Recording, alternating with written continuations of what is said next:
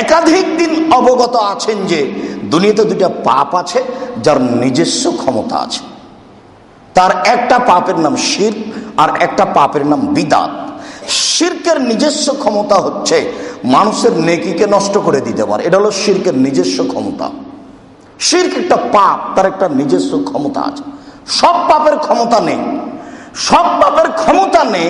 এই কথাটা বোঝাতে গিয়ে বারবার আপনাকে বোঝানোর চেষ্টা করেছি যে আবু যার গিফারী রাদিয়াল্লাহু তাআলা বলছেন, আল্লাহর নবী বললেন, মামিন আবদিন, যে কোনো পুরুষ যে কোনো নারী, হিন্দু মুসলমান বৌদ্ধ খ্রিস্টান, যে কোনো পুরুষ যে কোনো নারী লা ইলাহা ইল্লাল্লাহ বলল, ওমা তাআলা যালিক, আর এইটার উপরে মারা গেল, লা ইলাহা ইল্লাল্লাহ কেটে যায়নি, এইটার উপরে মারা গেল, ফাদা খালাল জান্নাত, তাহলে সে জান্নাতে চলে গেল। তখন আবু যার গিফারী রাদিয়াল্লাহু বলছেন, ওয়াইন সারাকা, চুরি করলে জেনা করলেও যাবে। আল্লাহ রাসূল বলছেন, ওয়াইন সারাকা, চুরি করলে জেনা করলেও যাবে।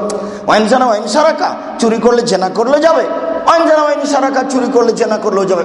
ওয়াইন সারাকা, চুরি করলে জেনা করলেও যাবে। হ্যাঁ, চুরি করলে জেনা করলেও যাবে। আল্লাহ রাগবেন আবু যারের নাকটা মাটিতে মিশে যাক, আমি বলছি জান্নাতে যাবে, তুমি আপত্তি করার কে?